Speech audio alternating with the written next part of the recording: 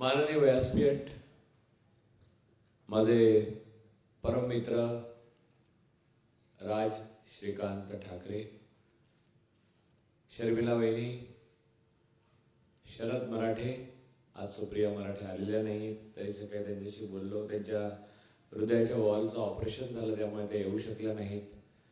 त्यांचं आणि पाडेकरांसारख्या आंतरराष्ट्रीय ख्यातीच्या दिग्गज चित्रकाराचं म्हणजे राज ठाकरे जेव्हा पहिल्या वर्षात जे शिकत होते तेव्हा तिसऱ्या वर्षाला पाडेकर सर शिकवत असत आणि अनेक आंतरराष्ट्रीय प्रदर्शनं त्यांची भरलेली आहेत आणि आंतरराष्ट्रीय सन्मान त्यांना मिळालेले आहेत. ते सदैव नम्र आहेत आणि त्यांना गुलजार असं टोपण नाव राज ठाकरे यांनी अगोदरच दिलेलं आहे, कारण ते कायम पांढरा ड्रेस आणि तसंच घालतात. हे सर्वजण आणि जयश्री खाडीलकर आहेत, म्हणजे माझ्यासमोर माझे अनेक मित्र आहेत, राघव नरसाळे आहेत, कोणाकोणाची नाव घेऊ मी, स्मिता गवाणकर आहेत, इथे विजया भाभी ठक्कर आणि नमन ठक्कर आहे. मला वाटतं मी नमन हे नाव बरोबर घेतलंय कारण त्याच्या भावाचं नाव मनन आहे. तर असा विवेक परुळेकर आहे, असे अनेक लोक आहेत. श्रद्धा बेलसरे आहेत आणि पारकर आहेत, भिडे आहेत, अनेक जण आहेत. जरा तो पांढरा फडका दूर करता का? तो मुद्दाम मी ठेवायला अगोदरच सांगितलं. रे खोलीची उघडा, ती एक खोलीची अशी आहे की जी वेळेत जर पुस्तक प्रकाशित झालं असतं आणि जसं मराठी म्हणाले की प्रूफ तपासणं राजूने वेळ केला, तर तसं नाही आहे. किती वेळा प्रयत्न केला तरी चांगला प्रूफ रीडर मिळत नाही. ते वेळेत जर प्रकाशित झालं असतं तर त्या खुर्चीत आज मोहन काका वाघ बसले असते, म्हणून ती खुर्ची मी मोकळी ठेवली आहे. सकाळी 9:15 माझ्या आयुष्यामध्ये जसं आपलं वय वाढत जातं तसं आपल्याला कळतं कसं, तर आपल्या मागे पहाडासारखी उभी राहणारी माणसं आहेत आणि आपल्या चुकांना पोटात घालून सुद्धा आपल्याशी बोलत राहून आपल्याला चुका दाखवून देऊन आपल्यावर प्रेम करणारी माणसं आहेत. ती माणसं हळूहळू ताऱ्यासारखी निखळत जातात, पिकल्या पानासारखी गळून जातात.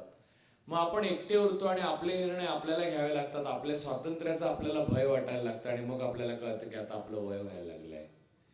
विजय तेंडुलकरांचा मला सकाळचा 8 वाजता फोन यायचा, बॉल असं एक पहिलं वाक्य ऐकलं की मला धीर यायचा. ते गेले तेव्हा ते बॉल संपलं. 9821127255 हा नंबर नॉट रिचेबल झाला. त्यानंतर दररोज सकाळी 9:15 वाजता अरे यांचं काय चाललंय असा एक आवाज आला की मी समजायचं की मोहन काकांचा फोन आलाय. यांचं म्हणजे कोणाचं आणि काय म्हणजे काय हे ते नंतर बोलायचे. त्याच्या अगोदर माझ्या आवडीचं म्हणजे मी फूडी माणूस आहे, खाद्यपदार्थावर प्रेम करणारा माणूस आहे. खाण्यापिण्याबद्दल बोलणं म्हणजे उदाहरणार्थ तुझ्यासाठी मैसूर पाक मी इकडून आणलाय, त्याला पिल्लं झाली, तू नेत नाही सजून, आमका तो मासेवाला आला, ह्या सगळ्या गोष्टी बोलायचे. आणि मग हळूच मला सांगायचे की हे बघ, या माणसांपासून सावध राहा, ही माणसं खरी नाहीत, या माणसांचे वागताना असं कर.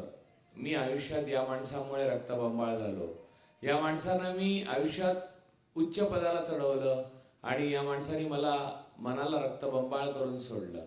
त्यांनी आयुष्यातले असे असंख्य प्रसंग माझ्याबरोबर शेअर केले, म्हणजे तेंडुलकरांनी असो नाही तर वाघ काकांनी असो, की मला त्यांच्या वयातलं आमच्या फरक पाहता मला आश्चर्य वाटतं की माझ्यासारखा भाग्यवान मीच, की एवढ्या मोठ्या वयाच्या आणि एवढ्या कर्तृत्ववान माणसाने आपल्या आयुष्यातले एवढे प्रसंग आपल्याबरोबर शेअर करावे.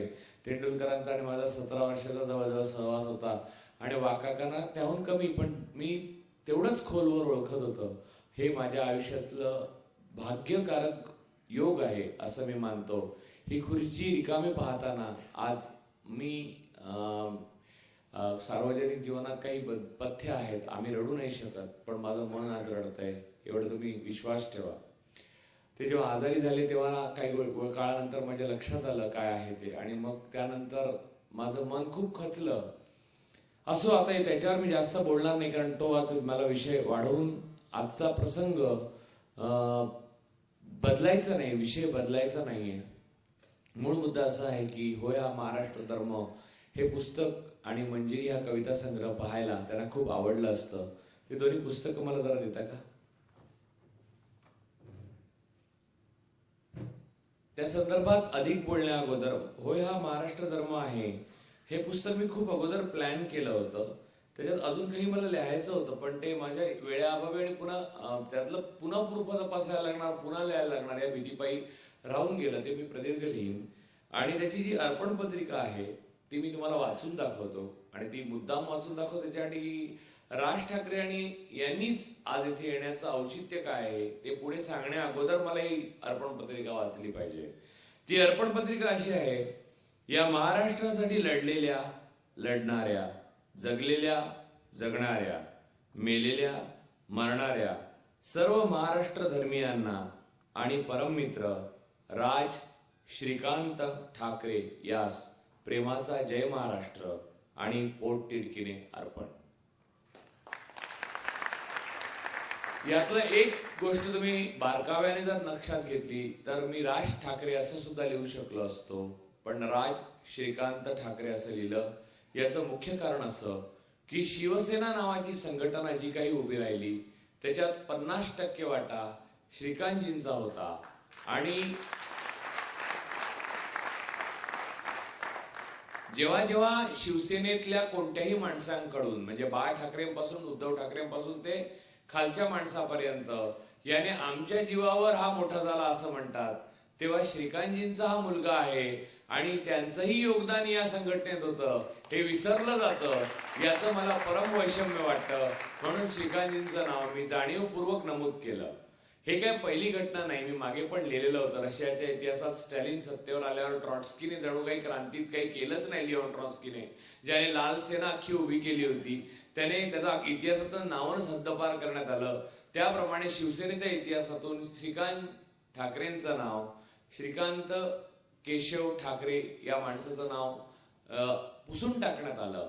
पण इतिहास असा पुसता येत नाही. इतिहास हा नेहमी जे पुसण्याचा प्रयत्न करतात त्यांचा सूड घेतो आणि तो त्या प्रकारे घेईलच. त्याबद्दल मी अधिक काही बोलत नाही. फक्त एकच सांगतो की माझ्या आयुष्यातला योगायोग असा की श्रीकांतजींची अखेरची जी टेलिव्हिजनवरची मुलाखत आहे ती मीच घेतलेली होती आणि मोहन वाघ काकांची मुलाखती मीच घेतलेली होती. मला वाईट असं वाटतं ते आज हयात नाही त्याचं मला वाईट वाटतं, हे तर आहेच. पण मोहन काका गेले तेव्हा त्या दिवशी संध्याकाळी ते आहेत असं वाटण्याजोगं काहीतरी आपण करून ठेवलं, याचं मला थोडं का होईना, अंशतः काय ना, दुःख परिहार करणारं समाधान लावलं. राज ठाकरे हे किती कर्तृत्ववान आहेत आणि किती कर्तृत्व करू शकतील हे पुढे तुम्हाला दिसेलच. पण 2003 साली या 3 पुस्तकात नाही पण विक्रीला बाहेर उभा आहे, हो, आयडियाज आर डेंजरस हे माझं पुस्तक आहे. त्या 2003 साली शिवसेना भासमान आणि वास्तविक नावाचा एक लेख मी 2003 साली अक्षर दिवाळी अंकात लिहिलाय. त्याच्यात शिवसेनेचा पुढे काय होईल आणि राज ठाकरे कशा प्रकारे त्याला रिॲक्ट करतील हे लिहून ठेवलेलं आहे. ते तसंच्या तसं झालं किंवा नाही हे आपण वाचून खात्री करून घेऊ शकता. चांगला लेखक हा काळाला समांतर जातो असं म्हणतात. मी जर चांगला लेखक असेल तर काळाला समांतर जायला पाहिजे. या बाबतीत तरी मी परीक्षा पास झालो. मुद्दा असा की ते पुस्तक लिहायच्या वेळेला मी राज ठाकरे यांचा मित्र नव्हतो. एवढंच नव्हे तर आमची ओळख सुद्धा नव्हती. किंबहुना राज ठाकरे यांच्याबद्दल माझ्या मनात थोडीशी अडीच होती. मी राज ठाकरे यांच्याशी भेटलो, त्यांच्याशी बोललो, त्यांची मुलाखत घेतली तेव्हा मला फार कम्फर्टेबल वाटलं नाही. माझ्या आणि त्यांच्या अनेक मुलाखती गाजलेल्या आहेत आणि ते युट्यूबवर तुम्ही पाहू शकता. आणि 20 जुलै नंतर www.rajupurulekar.com या वेबसाईटवर येत्या सर्व मुलाखती तुम्हाला पाहता येतील.